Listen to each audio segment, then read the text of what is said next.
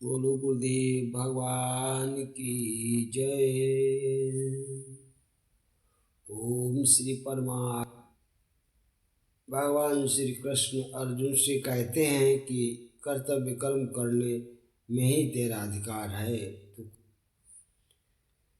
कर्मण्येवाधिकारस्ते मा फलेषु कदाचन मा कर्म फल हेतुर्भूर्मा ते संगोऽस्ति तो कर्मणि। भगवान यही कहना चाहते हैं कि हे अर्जुन, तू कर्म तो कर सकता है, कारण कि मनुष्य कर्म योनि है। दूसरी कोई भी योनि कर्म योनि नहीं, क्योंकि वह नया कर्म करने के लिए नहीं है। मनुष्य शरीर में दो बातें मुख्य होती हैं, पुराने कर्मों का फल भोग और नया कर्म करने का स्वतंत्र भाव। दूसरी योनि में केवल पुराने कर्मों का फल भोग होता है। पशु पक्षी कीट पतंग आदि जो कार्य करते हैं, उनका वह कर्म भी फल भोग है। ऐसा करो ऐसा ना करो ये विधान नहीं है, कारण कि उनके द्वारा किया जाने वाला कर्म प्रारब्ध के अनुसार पहले से रचा है। इस मनुष्य शरीर में दो विभाग हैं। एक तो इसके सामने पुराने कर्मों के फल रूप में अनुकूल प्रतिकूल परिस्थिति आती है, और दूसरा नए कर्म करता है तो नए कर्मों के अनुसार उसके भविष्य का निर्माण होता है। इसमें एक बात यह है कि मनुष्य जीवन में जो भी अनुकूल प्रतिकूल परिस्थिति आती है, वह प्रारब्ध के अनुसार आती है। उस परिस्थिति को मनुष्य सुखदायी दुखदायी तो मान लेता है, पर देखा जाए कि सुखी दुखी होना कर्मों का फल नहीं है, केवल मूर्खता का फल है। क्यों कि परिस्थिति तो बाहर से बनती है और सुखी दुखी वह स्वयं में होता है, अपने को मान लेता है। सुखदायी परिस्थिति का सदुपयोग है दूसरों की सेवा करना, और दुखदायी परिस्थिति का सदुपयोग है सुख भोग की कामना त्याग करना। दुखदायी परिस्थिति आने पर मनुष्य को घबराना नहीं चाहिए, बल्कि एक विचार करना चाहिए कि हमने सुख भोग की इच्छा से ही पाप किए थे, और वे ही पाप दुखदायी परिस्थिति के कारण बन गए। इसमें एक बात है कि उन पापों का प्रायश्चित हो रहा है और हम शुद्ध हो रहे हैं। दूसरा लाभ है कि हमें इस बात की चेतावनी मिलती है कि अब सुख भोग के लिए पाप करेंगे, आगे भी इसी प्रकार दुखदायी परिस्थिति आएगी। निष्काम होने के लिए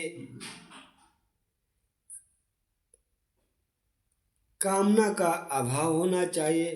कामना की पूर्ति होने से परतंत्रता और पूर्ति न होने से दुख होता है, तथा कामना पूर्ति का सुख लेने के लिए नई कामनाओं की उत्पत्ति होती रहती है, और सकाम भाव पूर्वक नए नए कर्म करने की रुचि बढ़ती चली जाती है।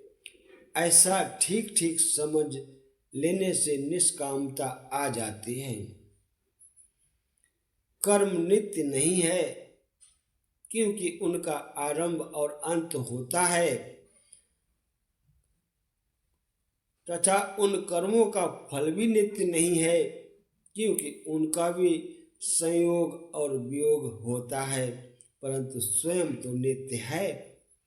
अनित्य कर्म और कर्म फल से नित्य स्वरूप को कोई लाभ नहीं होता है, ये समझना ठीक है। ऐसा समझ में आ जाए तो निष्काम भाव आ जाता है। निष्काम होने से संसार संबंध छूट जाता है और परमात्मा की प्राप्ति हो जाती है।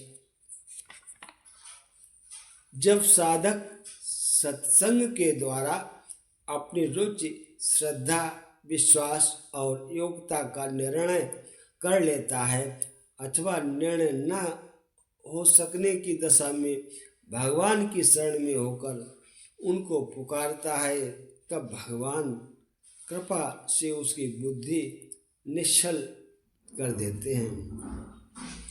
विचार पूर्वक देखा जाए तो जीव का स्वरूप चाहे जो भी हो, पर जीव मैं हूँ इसमें एक मत है, और संसार का स्वरूप चाहे जो भी हो, संसार को छोड़ना है इसमें एक मत है, और परमात्मा का स्वरूप चाहे जो भी हो पर उसको प्राप्त करना, इसमें सब एक मत है। ऐसा निर्णय कर लेने पर साधक की बुद्धि निश्चल हो जाती है। मेरे को तो केवल परमात्मा की ही प्राप्ति करना है, ऐसा दृढ़ निश्चय होने से बुद्धि अचल हो जाती है और साधक सुगमता पूर्वक परमात्मा के साथ नित्य योग को प्राप्त हो जाता है। निश्चय में जितनी कमी रहती है उतनी ही देरी लगती है, परंतु इन दोनों में जब बुद्धि निश्चल और अचल हो जाती है तब परमात्मा के साथ नित्य योग का अनुभव हो जाता है तथा परमात्मा से दूरी मिट जाती है और समीपता हो जाती है। कर्मयोग से समीपता होती है, ज्ञान योग से अभेद होता है, भक्ति योग से अभिन्नता होती है। कर्मयोग और ज्ञान योग दोनों में से एक ही सिद्धि होने पर साधक दोनों के फल को प्राप्त कर लेता है। फिर भी तो जीव को केवल यही कि तुम्ही को हे आनंद घन चाहता हूँ, मैं चाहूँ कि अपनी दमन चाहता हूँ। वास्तविकता तो यही है कि केवल मेरा परमात्मा के सिवा कोई अन्य लक्ष्य ना हो। क्या चाहिए, किसके लिए चाहिए, क्या लाभ होगा, परमात्मा ही है। वास्तविक स्थिति ऐसी विलक्षण है कि उससे कभी वियोग होता ही नहीं। वास्तव में भगवान के संबंध नित्य योग है। इस नित्य योग की अनुभूति कर्मों के द्वारा की जाए तो कर्म योग, विवेक के द्वारा की जाए तो ज्ञान योग, प्रेम के द्वारा की जाए तो भक्ति योग, और संसार के लय चिंतन के द्वारा किया जाए तो लय योग, प्राणायाम के द्वारा किया जाए तो हठ योग, और यम नियम आदि अंगों के द्वारा किया जाए तो अष्टांगों का योग कहलाता है।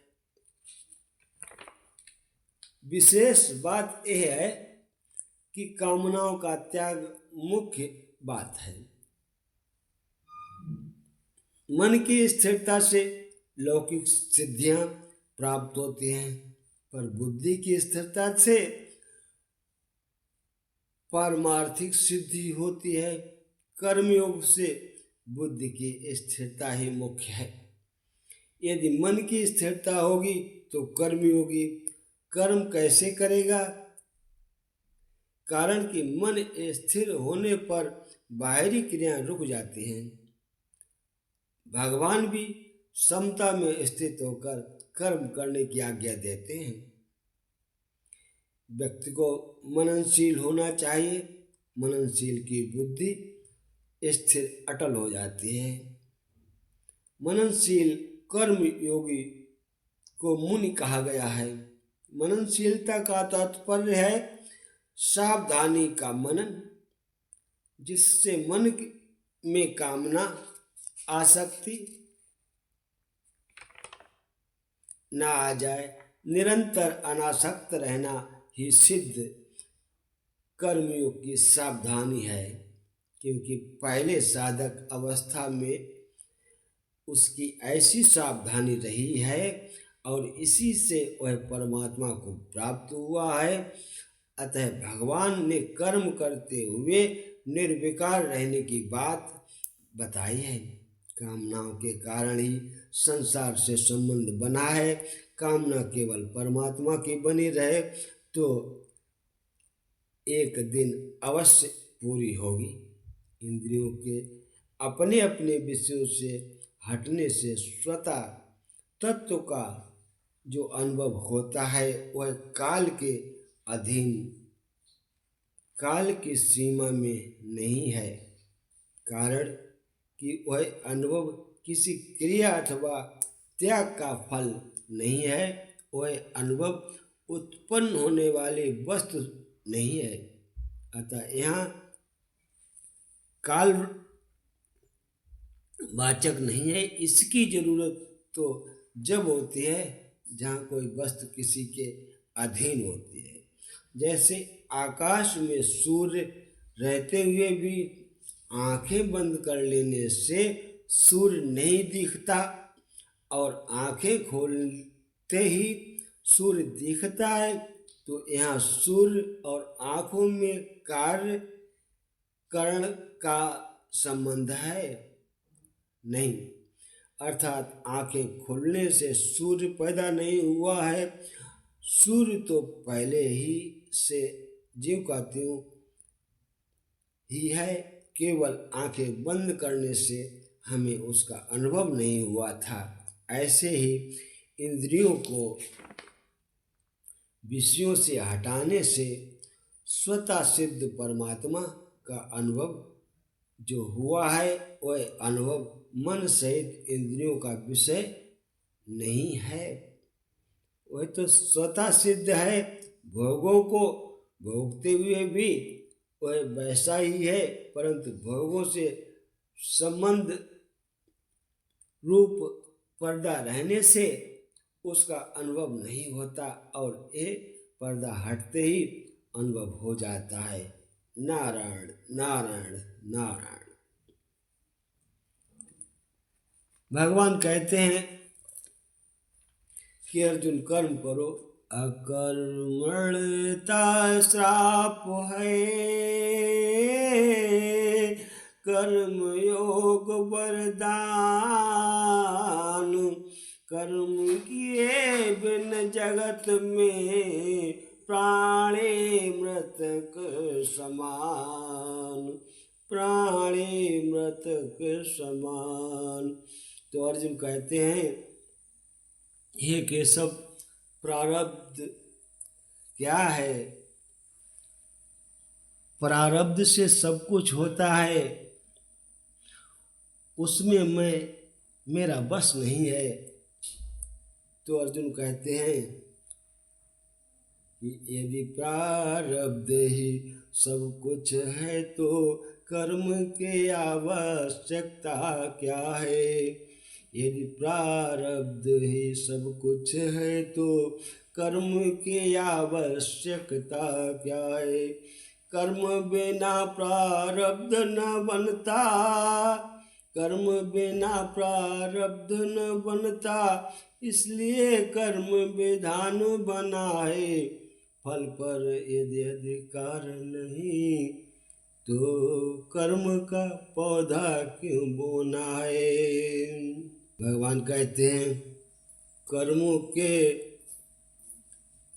फल की प्राप्ति में अर्जुन जन्मों का लेखा जो खाए।